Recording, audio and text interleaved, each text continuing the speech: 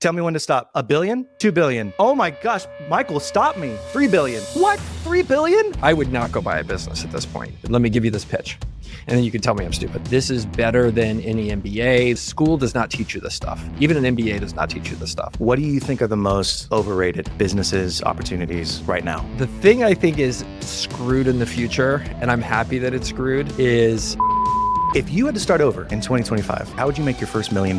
I would actually do it in a two-step process. The first step is entirely data-driven. Step number one, I would go. I don't want to have a boring interview where I just have you rehash all of your wins and your fails and every story that you've already told 1,700 times. But I do want to give just a bit of context to the audience of who you are. Started out Alamo Fireworks. You've grown that company over time. It was a family business. I saw you're getting your son in on the action recently, which is really cool. He was working the fireworks stand. You've invested in had a company called Code Up, which was a coding bootcamp in Texas. You've done some real estate investments with Dryline Partners. You've had some venture funds, Red Runner Coffee, which I think you've divested, Dura Software, Near, which is a staffing business, Scale Path, which is a CEO, Peer Network, and then obviously Gertling Media. Did I miss anything in there that was like major that you're like, oh, hey, you didn't talk about my favorite thing, which was? Oh, well, there's a top secret project that I teased you about that we can't talk about yet, but we'll get there. But no, that's it. I mean, in general, what I do is these days, like I incubate businesses and then I support them by being a board member and hopefully not having to come in and run them at any point. So can you give me an idea right now, size and scale? Like if you can't give me a revenue number, just number of employees or number of operations, just to give context to kind of. I mean, the big help was actually having the coffee business from an employee standpoint. Like people don't realize like how many people work at like a Chick-fil-A or a Dairy Queen. It's like hundreds. So I think when I counted it up, like across all the businesses, it was 600 or 700 people last time I counted up. Let's say there's 450 people working at companies that I own these stakes in and have big chunks in. And then I generally only count companies there where I have like either majority control or a big level of influence. You know, I'm sitting on the board, that kind of stuff. So, but yeah, that's kind of scale number. Okay. So 500 million? No, 500 people. Tell me when to stop. $1 billion? $2 billion. Oh my gosh, Michael, stop me. $3 billion. What? $3 billion? Zimbabwean dollars. Inflation happens that fast. Here's what I'm curious about. You've had a ton of successes and you've had a ton of failures and you've been open about those things. It's 2025. AI is here. Everybody's talking about HVAC businesses they want to roll up and how AI is going to eliminate every business position that you can think of. If you had to start over in 2025, how would you build a business or what business would you go after? How would you make your first $1 million? I would actually do it in a two-step process. And this is the first step is entirely data-driven. So let me give you this pitch and then you can tell me I'm stupid. So step number one I would go do is I would actually, first and foremost, let's say I'm like a 22-year-old straight out of school. I would go find somebody who is an entrepreneur that I really admire and I want to do what they're doing. And I would go figure out how to work for them for a year or two. And I would just basically go pitch people on, hey, I want to do chief of staff for you. I want to be whatever that role is that can get you in the room where you see the entirety of what's going on with a small business operation or somebody that's running the type of business you want to actually do in the future would be where I would start. So if that's, you want to run a real estate brokerage someday, or you aspire to sell widgets, or you want to run a media company, like go figure out how to get in that room and do that job first and foremost. And the reason I say this is better than any MBA. This is better than any trial and error. This is better than any other way to actually go build the skills that you need to have to run a real business, because school does not teach you this stuff. Even an MBA does not teach you this stuff. And so that's step one I would do is I would actually, if I wanted to go get into business, I would actually go work for somebody who I would aspire to want to be someday. I agree with step one. That's kind of what I did. Are you familiar with the Ensign Group? Have you ever heard of them? No. They're a big skilled nursing facility company, mainly in the Western United States. And the way that they operate is each one of these skilled nursing facilities is its own standalone business. And they have a CEO, they call them, in the facility. And they let the CEO run it like their own small business. They manage the P&L. They have, full purview to make decisions. And that's where I got started. I didn't get started on the skilled side. I got started in home health and hospice, but I learned what a P&L was. I learned why collections were so important because we wrote off 10% of our revenue in year one, right? So I agree with you. I think getting experience is a fantastic way to start. All right. So that's step one, getting experience. Well, and as part of that, like I would live super frugally. Like I would figure out how, like, am I putting a few $1,000s a month aside for me to be able to go work on step two, right? Because would you just be putting cash, or would you like, okay, I'm going to take that money and put it in an index fund, or I'm going to put it into Tesla stock? Like, are you risky with it, or is it very safe? Look, you can put it in crypto if you want. It's your money. Do whatever you want. But, I think for me personally, it's important to understand a certain level of cash in the bank for you as an individual provides you optionality, and a ton of safety, right? And that optionality is, okay, like I could go 6 months without having to work, right? And I could live off my savings.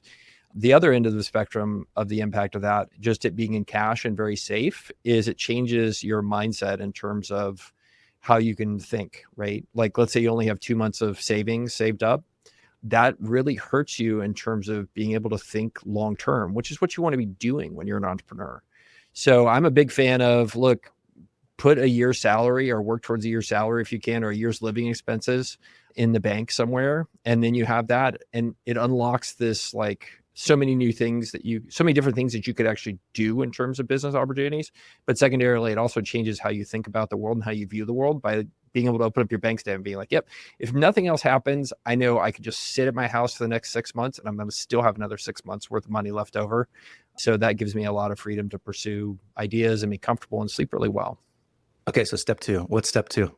Step one, you've got experience, you feel safe, you got some cash. What's step two? Step two. Okay. So this is an opinion. I would not go buy a business at this point. I would not do that. Really? No. I'm this person, this 22-year-old, this fictional person who has just worked for a boss for a year or two. I would go start some sort of services business with very low CapEx. Like I would not go take a big PG at this point to go buy a business. I would go try to do where there's a ton of demand right now, which is basically like some sort of digital services business, some sort of staffing business, something like that is B2B services. I could start with very little money and it'll cash flow very quickly. I don't know if you've heard this though, but you can buy a business with zero money down, Michael. Oh, really? Well, how much? Have you not heard this? And this is something I tell people. If you were going to personally guarantee a loan or personally guarantee anything like that via SBA 7A or whatever, or personally guarantee something to a bank, you should just mentally picture yourself taking that money out of your pocket and giving it to the other side to invest in it. And then when you do that, you should also realize to pay that money back, you're going to have to earn that many post-tax dollars. So in most businesses, you have to pay taxes. In most countries, you have to pay taxes, including ours. I don't know if you're aware of this. I'm not. I don't believe in taxes. It's theft. Man. So it's not only do you have to pay that amount of money back, you have to pay it back plus the amount of taxes you're going to have to pay when you earn it. So it's like, oof, like PG, you should treat a PG like I'm just taking out of my pocket, which that's what's going on with these SBA 7A loans. And I don't think a lot of people look at it that way. Well, next month, it'll be a year since I started this podcast. I've had over 100 interviews. It's been a ton of fun, but I promised my wife at some point I would decide whether or not this was going to be a business or we would just continue to pay for it out of our pocket. And I'm exploring monetization, to be honest with you. There's not a ton of costs, but I do want to figure out a way to cover the editing and the packaging and the promotion costs of putting this podcast together. So I am looking for sponsors. I don't know what that looks like. If you've enjoyed this podcast and you've ever found some value and you want to sponsor, reach out to me, nick@cofounders.com, and let's get back into it. I fall down these rabbit holes where the algorithm starts to find what I like. And so on Instagram in particular, I get a bunch of gurus and a bunch of people who are like, I'll show you how to buy a business with zero money down, no personal guarantee, no loan. You'll be cash flowing $50,000 a month within 3 weeks. Just because it's like looking at a car wreck for me. It's like so fascinating. Like, well, those are big information. Those are big data businesses, information businesses, right? Like in the top corner, it probably says sponsored because those folks are selling courses and meetups and all that kind of stuff. A quick tip to anybody. If somebody's business is selling you the idea of business, you are the product. It's a scam. I mean, it's not always a scam, but anyways, buyer beware. Buyer beware in those instances. It's an interesting thing, right? Because I did, and then I retired from doing a couple courses, mostly because the topic that I did, which was holdcoing, was just so niche that I didn't see a way where I could ever get paid if I wrote a book and it sold 3,000 copies. Like, I was just like, I don't know why I would bother with this.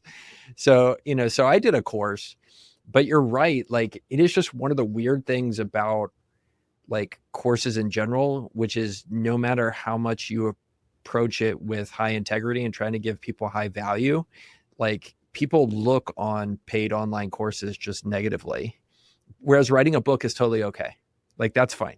Doing a paid course is not cool. I really don't get it. It's like, you'll pay hundreds of thousands of dollars to go to college. Why would I not pay money to have a course taught by Michael Girdley?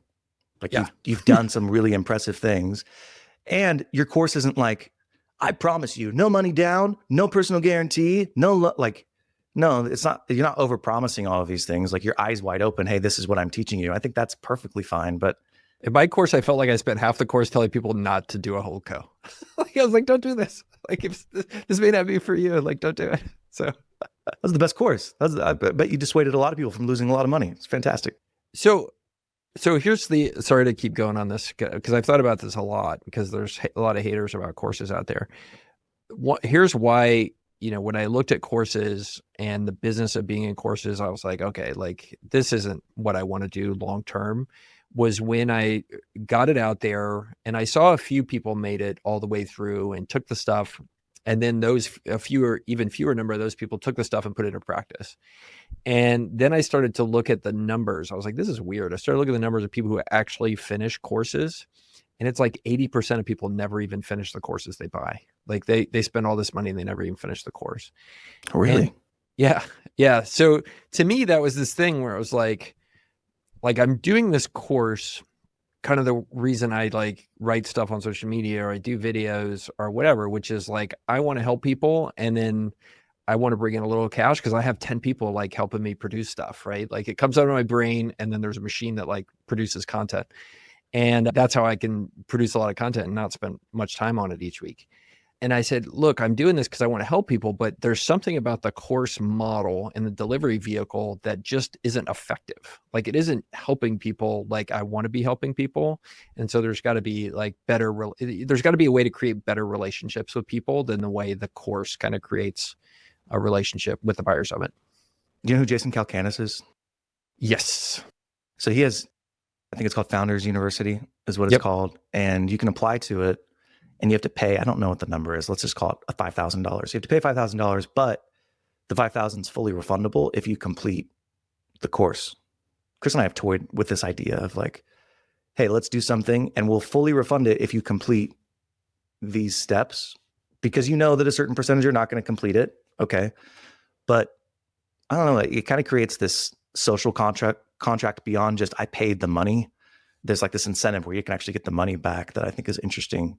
Anyways, that's just an idea if you ever wanted to try that. Yeah. It's a fun idea. Like, I've toyed also with the idea of doing kind of in-person educational events, right? Like, I think those seminars. And I think there's two reasons I like that. One is it just feels much more personal versus doing an online course, which just is like, hey, I published this thing, and then you never really develop relationships with people. And it doesn't feel like you're providing that much more of an improved life for people, because they're just digital bits downloading your thing with credit card numbers.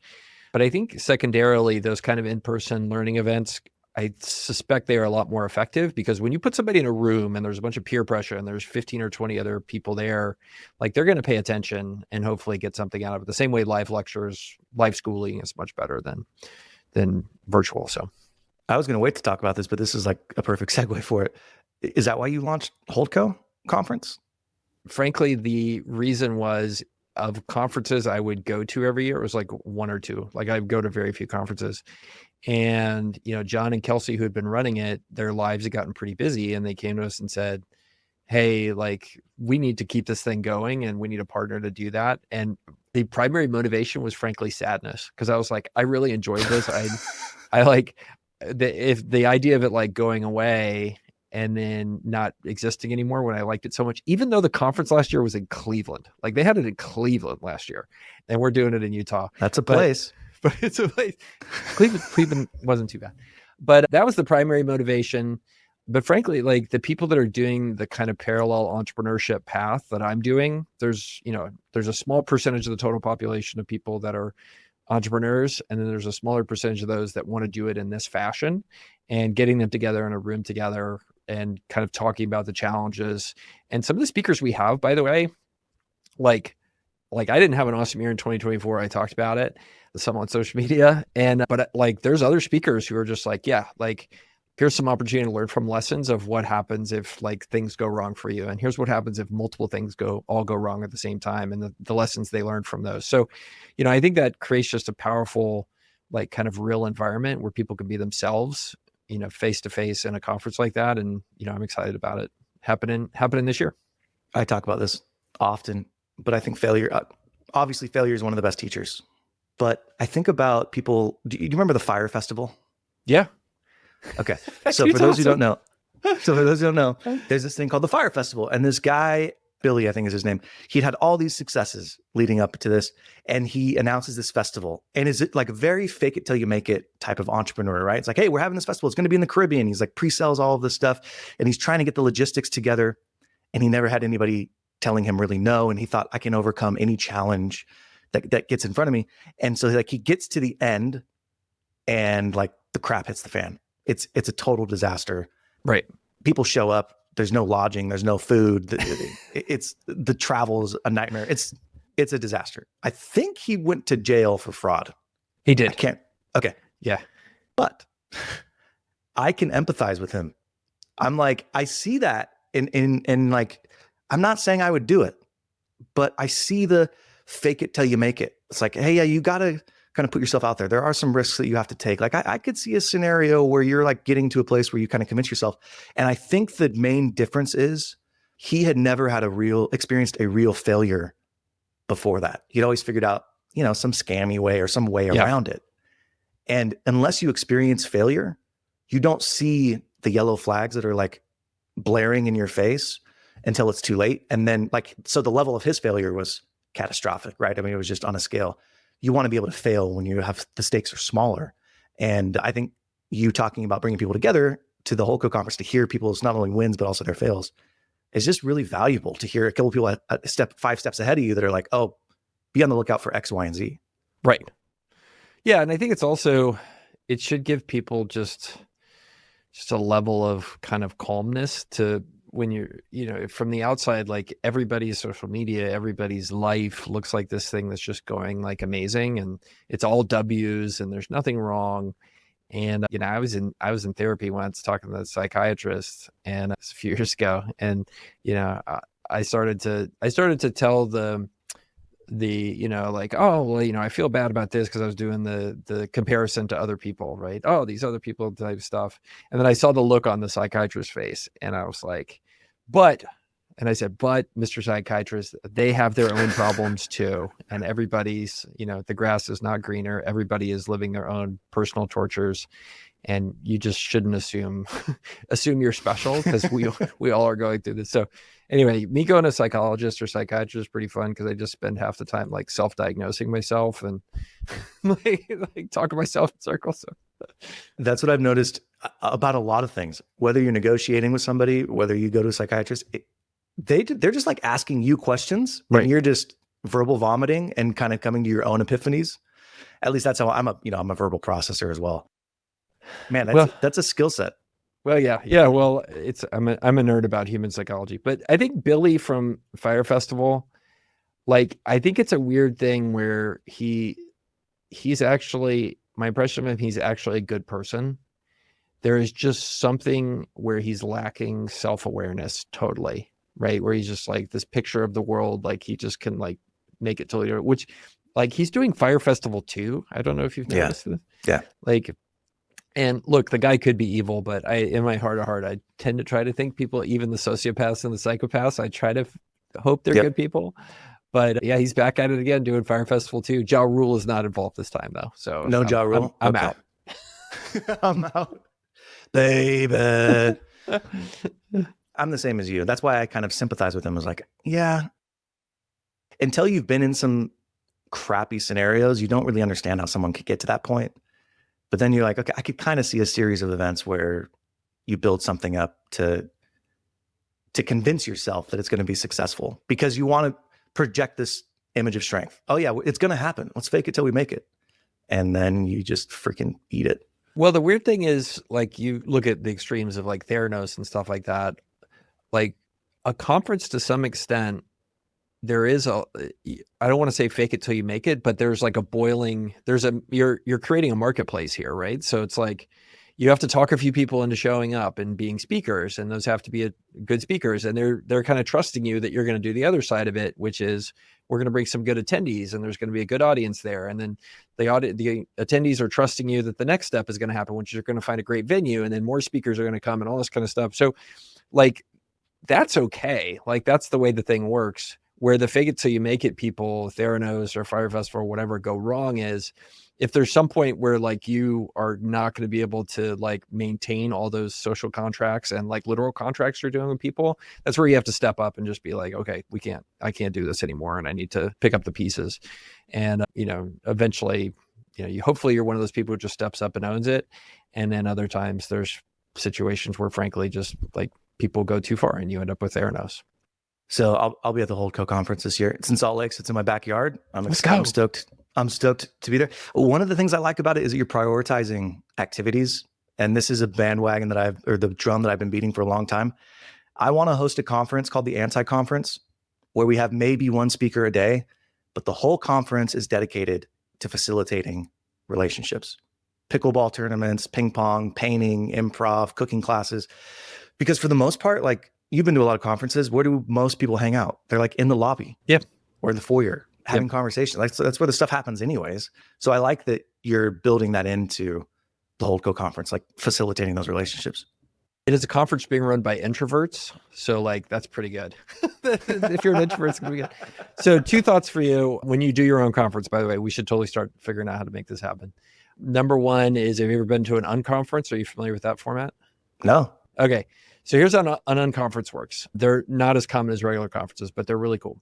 So basically an unconference takes all the things that you do in a conventional conference and it throws them on their head. So a normal conference, you curate who the speakers are, and then you let attendees sign up.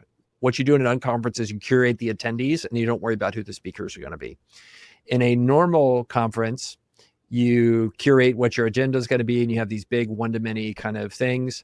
In an unconference, the attendees all show up and they propose the topics to happen based on the slots that you have. And then the topics get voted on and led by whoever proposed it. And so like, people just kind of vote with their feet and go to talk about whatever is on their mind. So it basically just takes the idea of the hallway conversation that is so cool and makes that like the entire conference.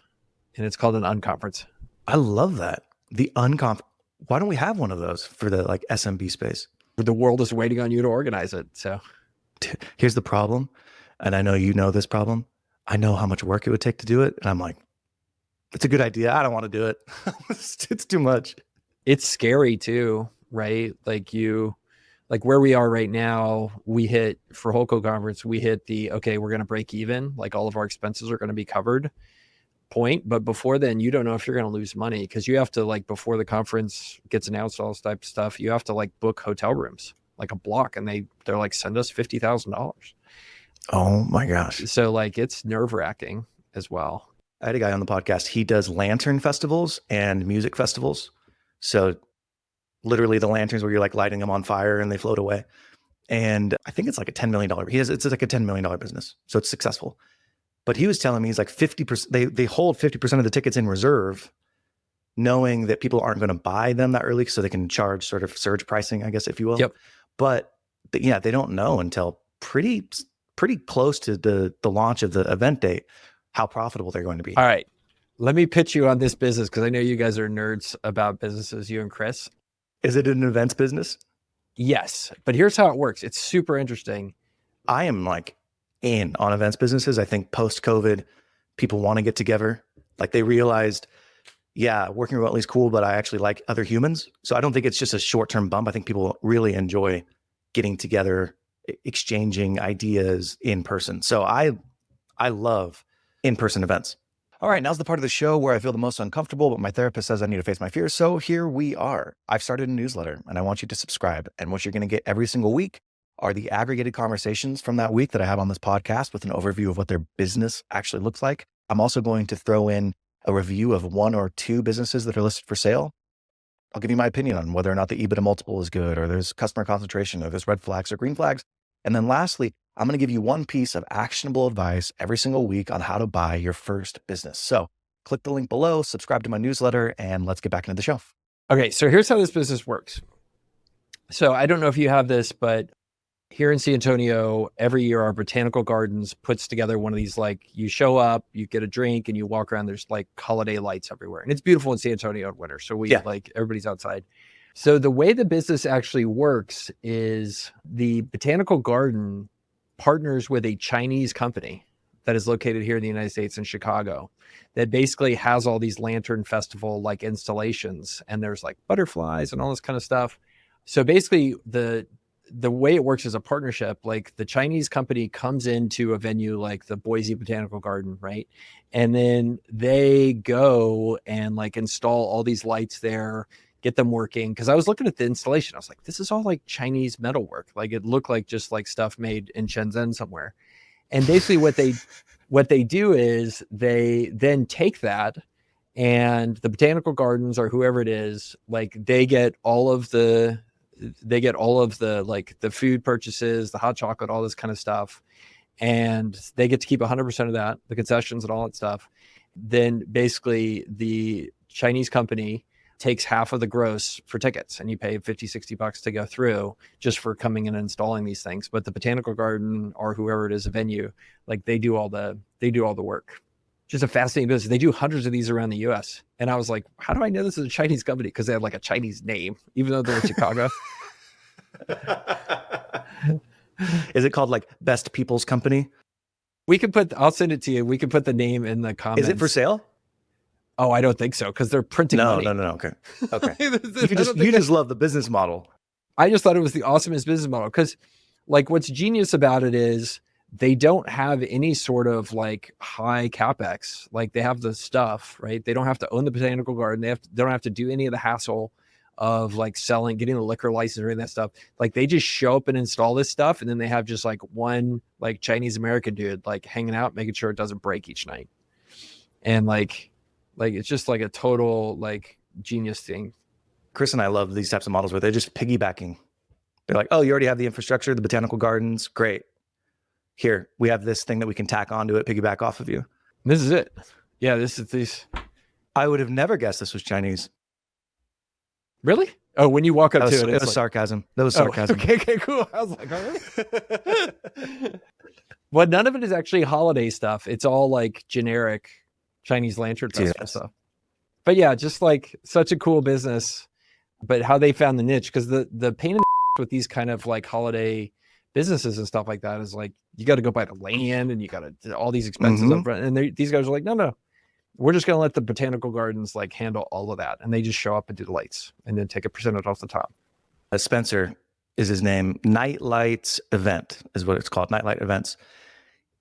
Part of the hassle is, they have to get all of the permitting from the local governments. They do a lot of these in the West Coast. And so they're like, yeah, when we release the lanterns, we've got to get not only the permit to do that, but then we've got to clean it up.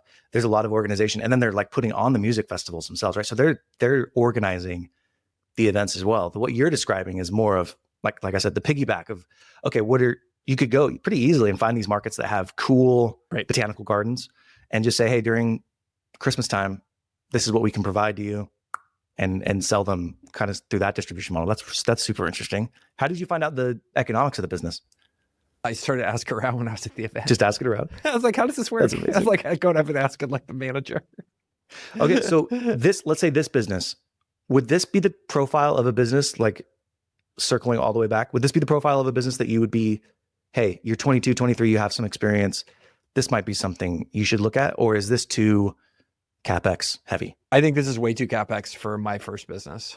And actually, to be very, I was very generic about saying like I would do a low capex B2B services business, like it could cash flow week 3.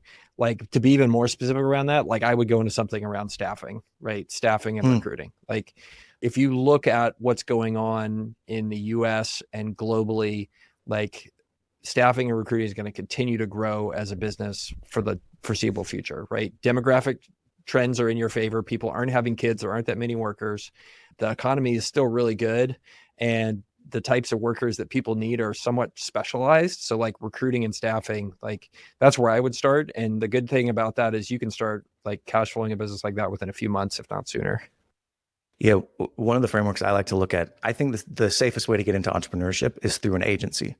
And it's developing some type of specialized skill set, whether it's, SEO, running paid ads, staff, whatever it is. And then building a business around you as the person. And then as you scale, you start either expanding into other offerings or you just, niche down and you bring other people on to make yourself more efficient. I definitely think that's the safest way to get into entrepreneurship. That being said, I do think that if you have some experience, so like my background, I worked in healthcare, 10 years. And then I bought a healthcare company that was similar to the businesses that I was operating. I thought that was the best thing for me because in order to get started from scratch, it would have been fairly costly. Right. Do you think there's an avenue for people to go that way? Like, hey, maybe don't just work for a year, maybe work somewhere where you get an even better skill set and then buy a business? Or are you like, you would never buy? No. I mean, I've bought businesses, I've sold businesses. Like I'm totally in favor of that. I just mean for your first, like if you're, for your first business, for your first, I would tend to recommend against it. And we're talking about this like 23-year-old, like my first business person who's worked for a couple of years out of college. Like why take that big of a risk early on? Like you want a sandbox where you can, deal with the failure if you have to go through it. Like I wouldn't buy one at that stage. Now, I think your case where you went through and developed industry expertise and all that kind of stuff, that was right away. Like I'm with you. Like that's not wrong. But like for a 23-year-old to go put a $5 million PG on some business they don't know anything about, like, and you don't know anything about business, and you're still basically your brain is still developing. That's your prefrontal cortex isn't even fully formed, and you're signing a PG. Yeah, That's good. Yeah, your brain stops developing at 25. So like, throw yourselves a bone here. All right, what do you think are the most overrated businesses, opportunities right now, or the ones that people are talking way too much about? The thing I think is screwed in the future, and I'm happy that it's screwed, is this like enterprise ERP accounting software. I don't know if you've been an Oracle customer. It is the absolute worst. And every time there's a new version of ChatGPT comes out or whatever, I'm like, I cannot wait until this puts Oracle in a bind. Because you can see where this is going. Like software is going to have to figure out how to adapt to a world of AI. And I think it's going to be really interesting to see at some point, like you can already see where you're just like, hey, give me a clock countdown iOS application. I think it just like spits it out for you, right? Based on what's commonly wanted and something like that. Like it's not that far from there to like something that's going to be 95 or 98% as good as NetSuite or QuickBooks. And I cannot wait for that moment. I have an idea on this. So I agree with you. I think that because it's getting so much cheaper to actually develop these products, you're going to be able to develop customized solutions that blow whatever you're currently paying for out of the water.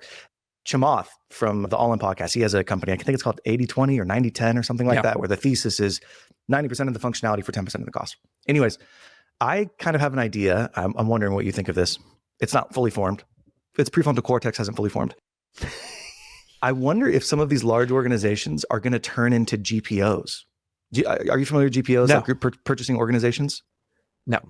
These are pretty common in healthcare. So they're a group purchasing organization where it's like we get all these disparate companies together and they come together and then we pool their buying power and we're able to negotiate lower pricing on supplies or whatever.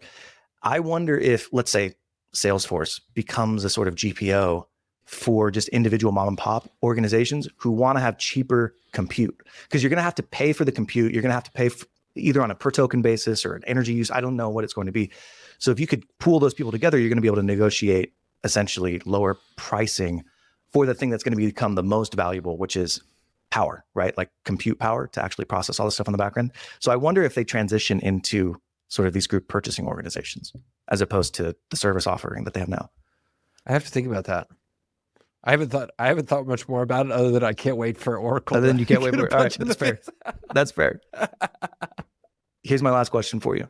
What's a contrarian belief that you have other than don't buy your business for your first business? I don't know if that's not contrarian.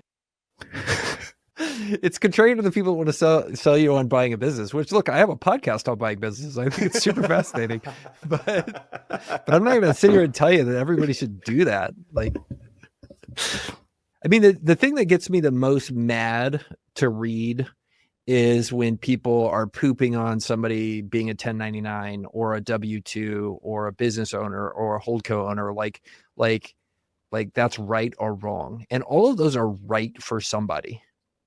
And to hear somebody be like, holdcos are stupid. By the way, they do say that, and they say it to my face, which, that's a sign of something. Or to say that, one path in life is right or wrong. I think that fundamentally translates into a broken view of business for a lot of people. And if somebody wants to go work a W-2 job or be a high-powered executive or get into PE and be an associate there, like, who are you or I to tell somebody that's right or wrong for them, right? And, I think people should approach business as a way to craft the life that's right for them, rather than what they think is the right strategy to win or what their parents want them to do or what their HBS colleagues want them to do. And it's this idea of inverting how you're thinking about what you should do, not based on other people's opinions, but on what's right for you. And every time I see people pooping on W-2 jobs or one career versus another, I'm just like, why? Like, it may be wrong for you, but that doesn't mean it's going to be wrong for me. Do you think they're just insecure? Like, why do you think people do that? I think a lot of people use being a hater as a way to build allies with other people. And I think a lot of it just comes from, just a misanthropic way of approaching life. Like, and you see people do it. There's just like, my entire social media account is me pooping on other people. It's like, well, bro, like, it's not going to work. I mean, strong opinions do attract eyeballs. That's for darn sure. I agree with that take, though. I think that people need to know themselves more than anything, because what you're good at, like your unique skill set, what you enjoy, whatever the ikigai, whatever they call it. It's like what you can get paid for, what you enjoy, what the world needs, what your skills are. That's unique to everybody. And so a holdco might be that for somebody, a startup might be that for somebody, a VC-backed startup might be. But you need to do the work to figure out where yours is and then kind of go all in on that. Yeah. And I think that's another case in point for my suggestion of doing something that is low CapEx, low kind of hurdle to start in your 20s. Is your 20s should be about getting exposed to like a lot of stuff, like really trying to understand, like, and trying a bunch of different stuff. And if you want to go, if after 2 years of running a staffing business, you want to go to Maui and offer like services for people who are stranded with their families as a startup, or like be on a boat out there, or go be a bartender in New York, you should have that freedom in your 20s. And so that's the other case in point against like taking a SBA 7A $5 million personally guaranteed loan when you're 24. Because guess what you can't do? Walk away from that without declaring bankruptcy. And with these other businesses where you started it, maybe you don't have that much invested, like you can at least continue down this right path in your 20s, which is to get exposed to as much stuff as possible. I don't know if there's just two types, but I think of entrepreneurship in like two different types. I think that there are the hustlers, and that is Chris. It's like he's never had a job. Like he really has never had a job where he's worked for somebody else. Yeah. He's always just hustled. Okay, I got to figure out how to make a buck. And for those people, I agree with you. At 22, 23, start a business in the way that you've kind of talked about. But then there's other people who I think are more like me in entrepreneurship, where it's like, yeah, I'm not just always trying to figure out how to make a buck, but I want to work for myself. I want to architect the life for myself. Those people, I would say, go work for 5 or 10 years, get real experience. And then you can make a decision. Do you want to start something from scratch, right, or buy a business with some scale that leverages your unique skill set? To me, those are kind of two different camps of entrepreneurship, but you need to figure out which camp you're in. Because I'm not the hustler. I'm not the guy who's just, oh, new business, I can make a quick buck from this. Awesome. We're going to figure this out. But if I thought I was that, and then I try to do something like that, I'm going to fall on my face. There you go. Every time. All right. This is fantastic. Thank you for joining. Again, Holdco Conference. We'll post about it. Talk soon.